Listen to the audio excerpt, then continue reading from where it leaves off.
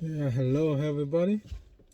Yeah, this video is going to be about the WNBA and particularly about Caitlin Clark, the new rookie that just joined the WNBA. I've been watching this girl for a long time, for about 4 years since the time she joined the Iowa Hawkeye, and now that she's in the WNBA, a lot of stuff have happened, a lot of people have talked, a lot of controversies and everything. But I just want to talk about, firstly, I want to talk about the Indiana Fever and Caitlin Clark. Now, the first observation is this: there is no way anybody could say the success of the Indiana Fever is not because of Caitlin Clark. And this is the reason. Look at the last match they played against the Aces. As bad as they played, if Caitlin Clark have just shot 30% from behind the arc, from three, they will have won the game. Easy. The only reason that they lost the match is because Caitlin Clark has a bad shooting night. That shows all the success of this team is resting on our shoulders. And that is the fact. And if anybody have a second thought on that, that means they are not just watching the game. I've noticed something about their game. The moment the ball is out of Clark's hand, the team is not functioning. They can't run any offensive play without her. That is how important she is to this team. They can't run nothing. When the ball is any other person's hand, they can't even handle the ball. They can't dribble the ball. They can't do anything. They can't play make. They can shoot. Kelsey can shoot. Lexi Hall can shoot. Aliyah Boston, but they can't run any offense. They can't bring the ball up. They can't handle the ball. And that is the problem they have. The first thing they have to address is that if they have 100 possession, 100 times, Kelly Clark has to be the one initiating the offense. Either from pick and roll, fast break, anything they're running. He has to be Clark. He has to be Caitlin anytime. That is the only way they could win. And the funniest thing is that Indiana Fever could win this championship. I've said this like 2 months ago before they went on the Olympic break.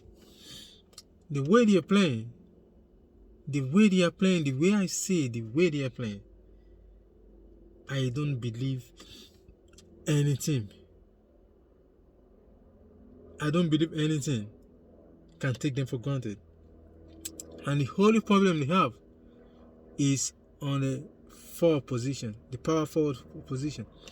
If they have a decent power forward that could defend,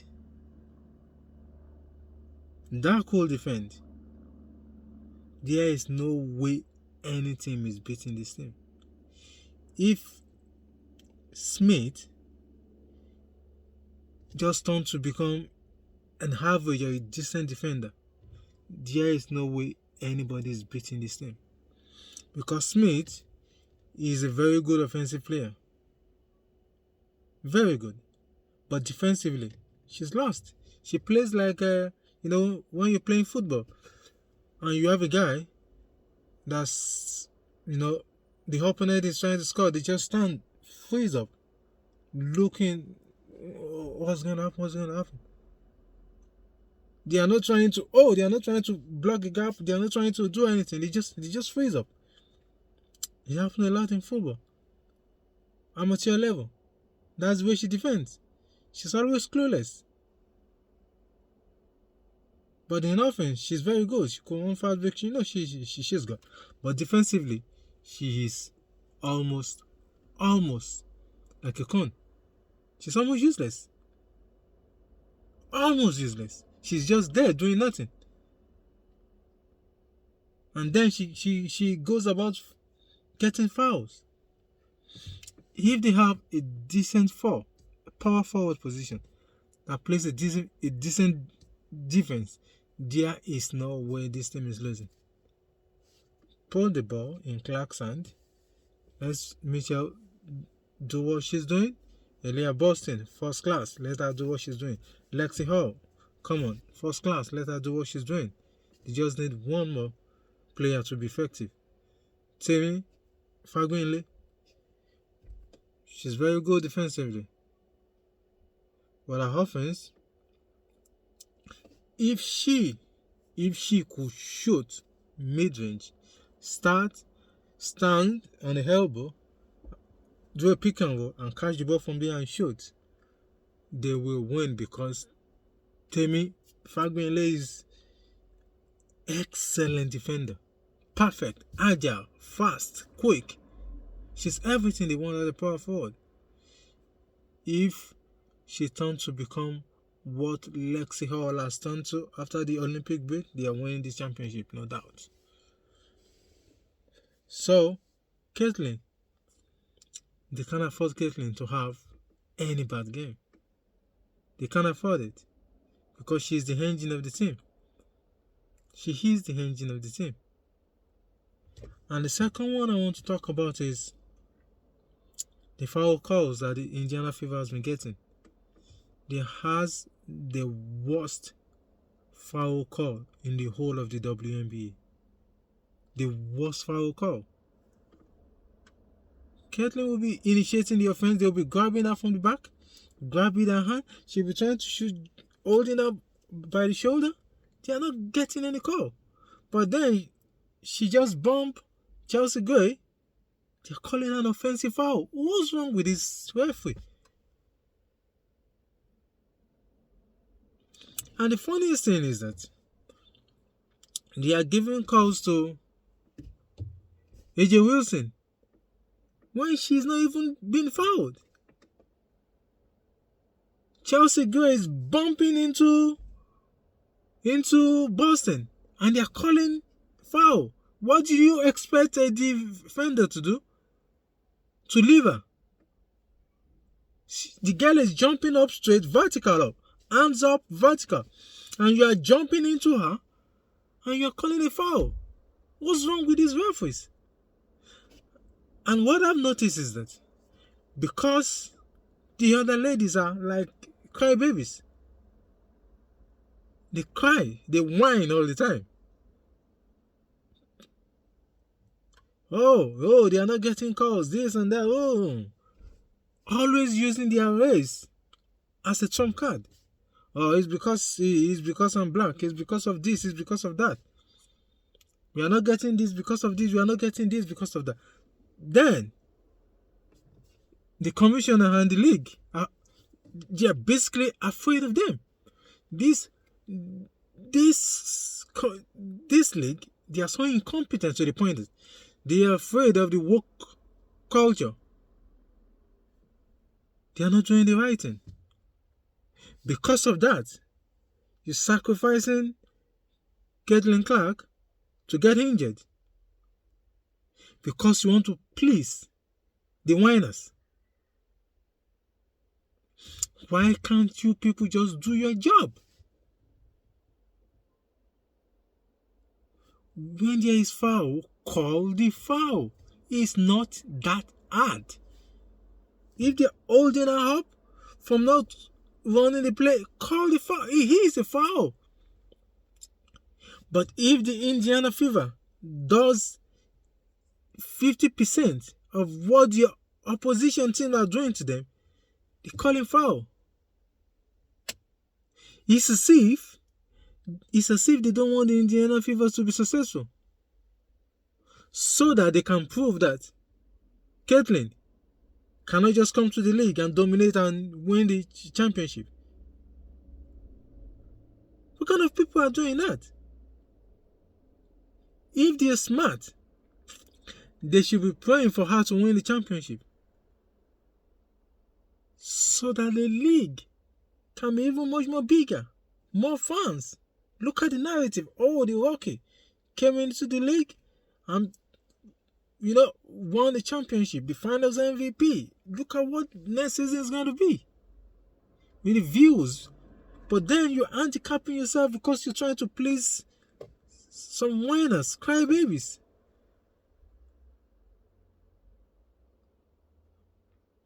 Please, do you know what? Not being controversial, just let the referees do their job. If they foul her 100 times, call the foul 100 times. This is even glaring. Look at the match they played against the Sun. Connecticut Sun. Dijine, Kettling drive to the basket, pump fake. Dijine off her foot. She was coming down. She climbed down on Clark, but she still went up strong and finished the play. They couldn't even. They did not even call the foul. Now imagine she misses that shot. They will count it. Oh, Kettling missed the shot, but that was a blatant foul. That's not gonna call. So the bottom line is that Kettling is 100 times better than what people emphasize. He is the best point guard in the league. And I would dare to say, watching that match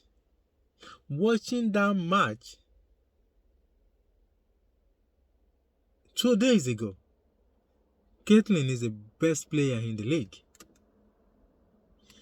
She has a worst game of the season. In the past 2 months, she still scored 16 points. And they still got, the game was still just one possession game, 3 to 4 minutes to the end of the game.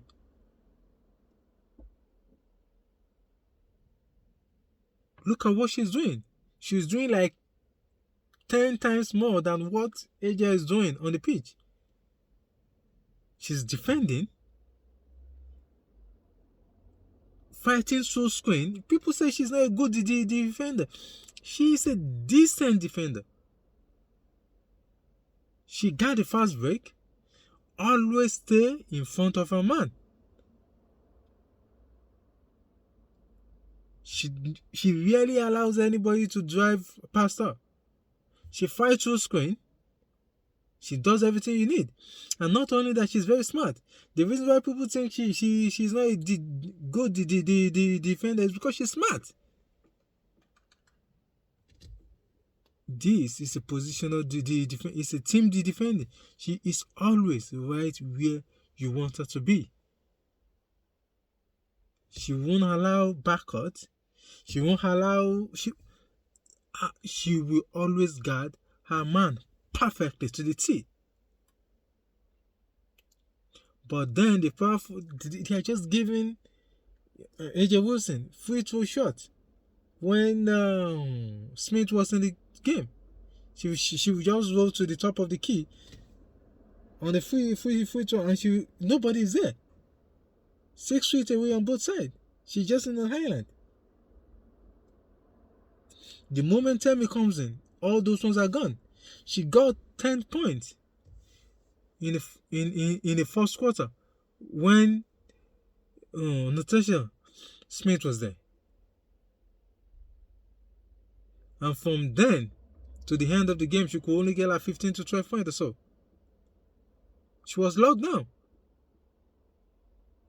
And like 6 or so of those points are even free throws.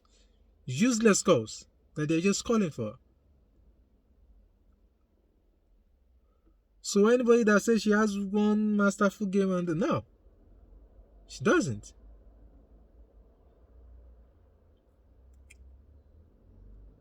So the bottom line is that Clark is arguably the best player in the league as a rookie. She's leading the league in assists. She's almost 20 points. She's like 29-6. You're telling me she's not the MVP. And the funniest thing is that look at anybody that they want to compare to her. They can't even play make. They can't do anything. can't do anything. She's going to be a first team All NBA, All WNBA. She has to be. So don't let anybody deceive you. Clark is the most important person in that Indiana Fever jersey. If she's not clicking, the team is not going anywhere. If she's not creating assists, if she's not playmaking, if she's not scoring, the team is not going anywhere. So let the ref do the job. And thank you. I'll be seeing you some other time. God bless.